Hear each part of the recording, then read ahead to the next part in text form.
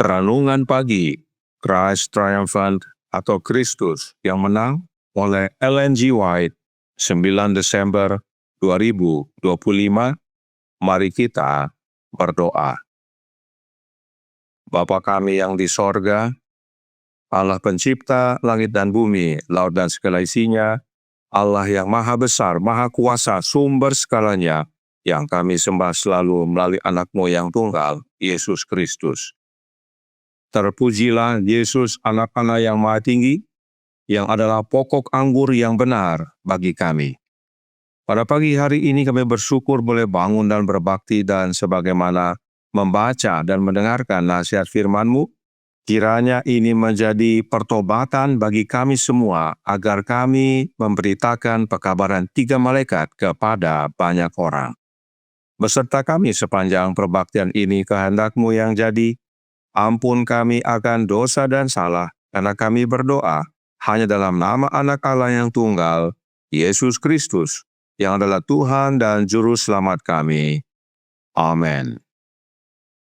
Renungan hari ini akan dibacakan oleh Saudara Amir Siregar. Kepada Saudara Amir, kami persilahkan. Terima kasih. Selamat pagi saudaraku yang kekasih dalam Tuhan kita Yesus Kristus. Bacaan renungan pagi kita hari ini tanggal 9 Desember 2025 berjudul Pekerjaan kita adalah memberitakan pekabaran 3 malaikat. Ayatnya terdapat dalam Yesaya 58 ayat 1. Serukanlah kuat-kuat, janganlah tahan-tahan. Nyaringkanlah suaramu bagaikan sangkakala. Beritahukanlah kepada umatku pelanggaran mereka dan kepada kaum keturunan Yakub dosa mereka. Pertikaian besar terakhir akan singkat tetapi mengerikan. Perselisihan lama akan muncul kembali. Perselisihan baru akan muncul.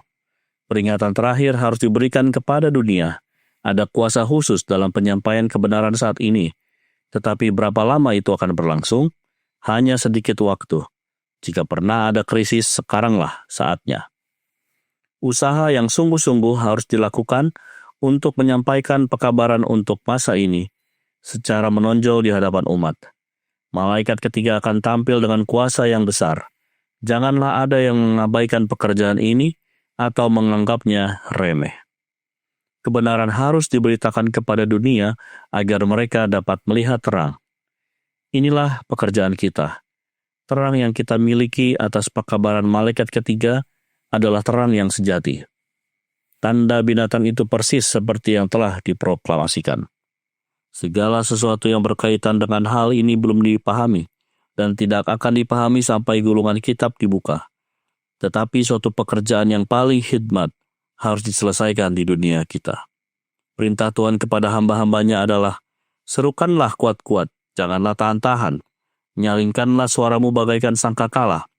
Beritahukanlah kepada umatku pelanggaran mereka dan kepada kaum keturunan Yakub dosa mereka. Tidak boleh ada perubahan dalam ciri-ciri pekerjaan kita. Pekerjaan kita harus tetap jelas dan berbeda sebagaimana yang telah dinubuatkan. Kita tidak boleh bersekutu dengan dunia dengan anggapan bahwa dengan melakukan itu kita dapat mencapai lebih banyak. Jika ada yang menghalangi kemajuan pekerjaan di jalur yang telah ditetapkan Allah, mereka akan membuat Allah tidak senang. Tidak ada jalur iman kita yang telah membentuk kita seperti sekarang ini yang boleh dilemahkan. Kita memiliki patokan-patokan lama berupa kebenaran, pengalaman, dan tugas. Kita harus berdiri teguh dalam membela prinsip-prinsip kita di hadapan dunia sepenuhnya. Sangatlah penting bahwa para pekerja dibangkitkan untuk membuka firman Allah yang hidup kepada semua bangsa, bahasa, dan kaum.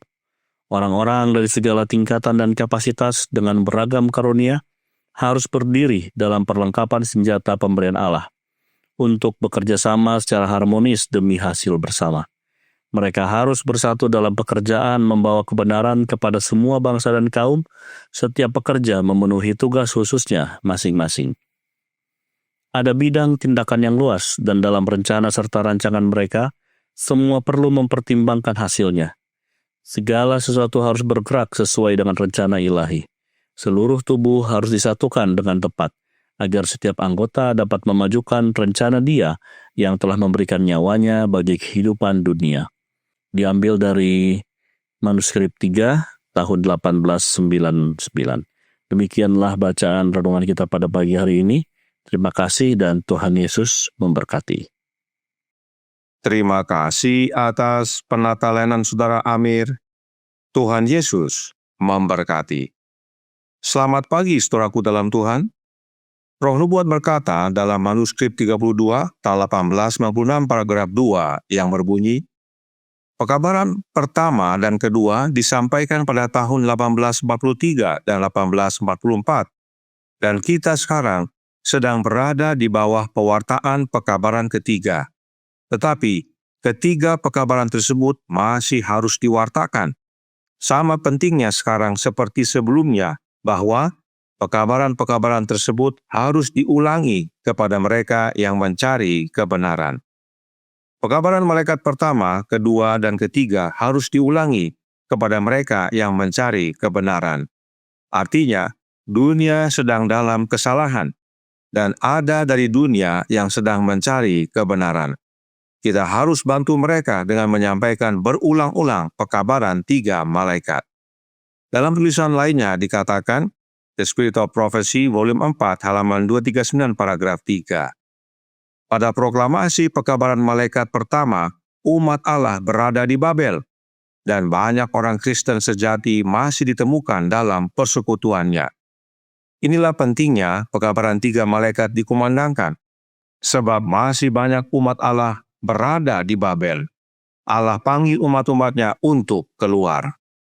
Oleh sebab itu, Roh Nubuat mengingatkan kita dalam Testimonies for the Church, volume 8, halaman 27, paragraf 1.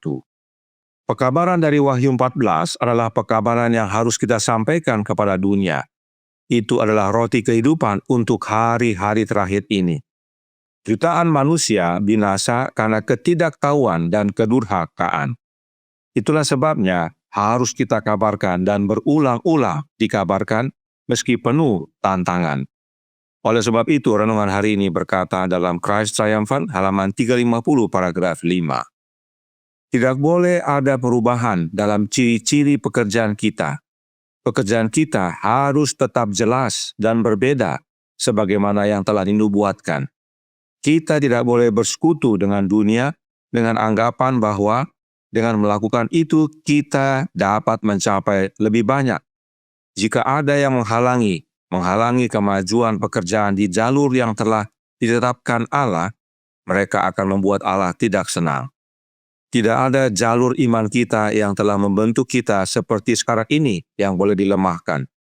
Kita memiliki patokan-patokan lama berupa kebenaran, pengalaman, dan tugas. Kita harus berdiri teguh dalam membela prinsip-prinsip kita di hadapan dunia sepenuhnya.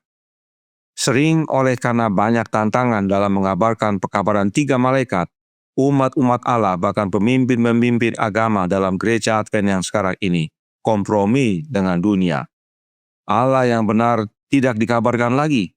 Bahkan tentang hari Sabat dan hari Minggu sudah semakin melemah pekabarannya. Perhatikan kesaksian Paulus berikut ini dalam Kisah 27 ayat 23 sampai 24 yang berbunyi, karena tadi malam seorang malaikat dari Allah, yaitu dari Allah yang aku sembah, sebagai miliknya berdiri di sisiku. Dan ia berkata, jangan takut, Paulus, engkau harus menghadap Kaisar, dan sesungguhnya oleh karunia Allah, maka semua orang yang ada bersama-sama dengan engkau di kapal ini akan selamat karena engkau. Ini adalah kesaksian Paulus. Nah, siapakah Allah yang Paulus sembah? Kita baca 1 Korintus 8 ayat 6 yang berbunyi, namun bagi kita hanya ada satu Allah saja, yaitu Bapa, yang daripadanya berasal segala sesuatu dan yang untuk Dia kita hidup, dan satu Tuhan saja, yaitu Yesus Kristus, yang olehnya segala sesuatu telah dijadikan dan yang karena Dia kita hidup. Allah yang Paulus sembah adalah Allah Bapa.